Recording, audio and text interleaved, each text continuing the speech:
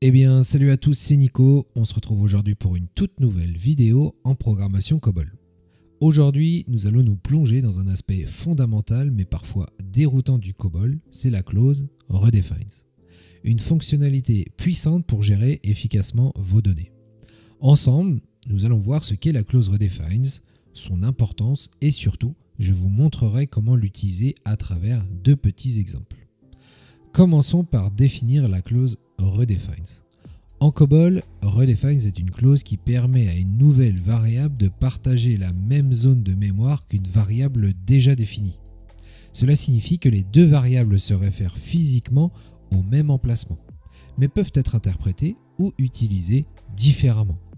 La syntaxe pour utiliser le mot-clé redefines est la suivante. Voici comment cela fonctionne. Déjà, on a la déclaration de la première variable, nom de variable 1.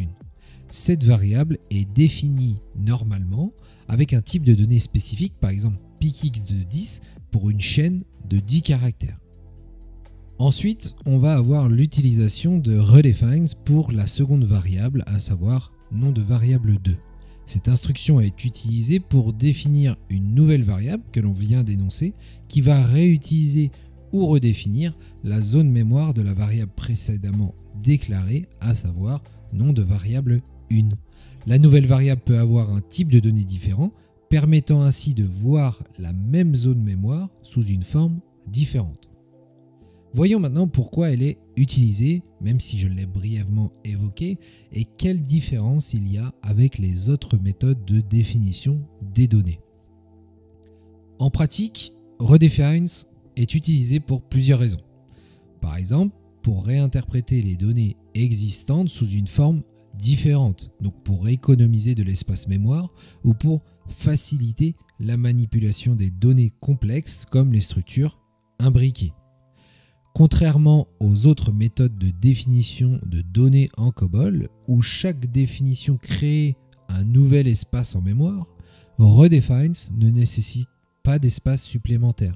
C'est une particularité clé car elle permet de gérer les données de manière plus flexible et efficiente, surtout dans les systèmes où la mémoire est une ressource limitée.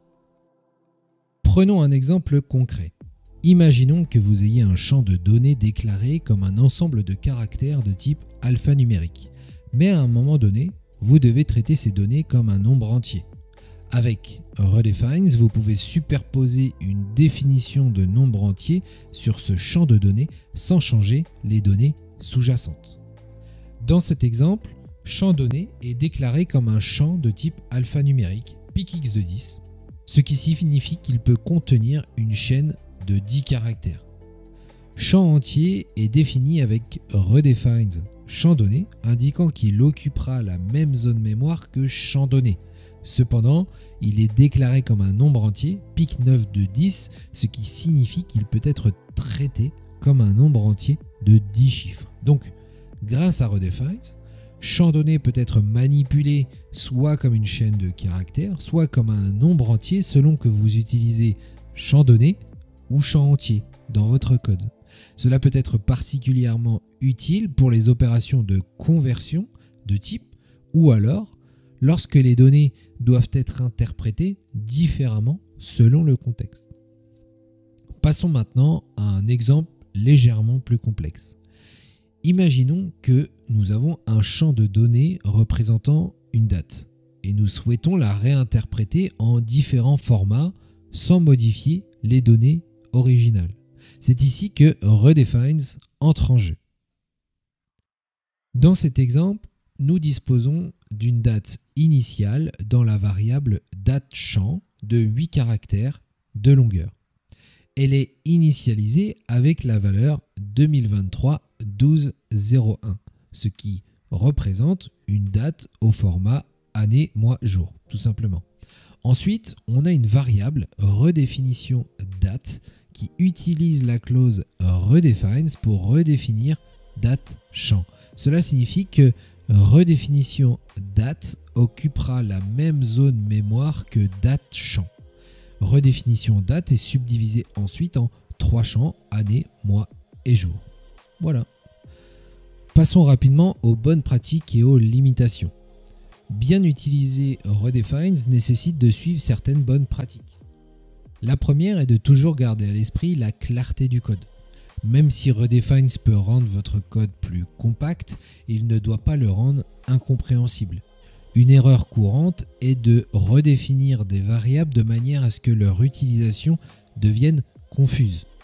Assurez-vous que chaque redéfinition ait un but clair et ne crée pas d'ambiguïté dans la manipulation des données. Il est également important de comprendre les limitations de cette clause Redefines. Par exemple, abuser de cette clause peut entraîner des problèmes de lisibilité et de maintenance du code. De plus, une utilisation inappropriée peut conduire à des erreurs subtiles difficiles à débugger.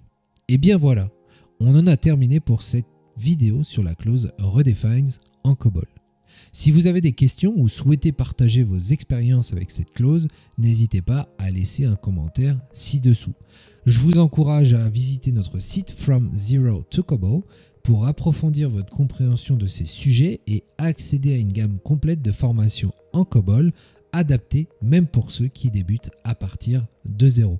En attendant notre prochaine vidéo, si vous avez apprécié celle-ci, n'hésitez pas à cliquer sur j'aime, à vous abonner et à laisser un commentaire. À très bientôt pour une nouvelle vidéo. Ciao!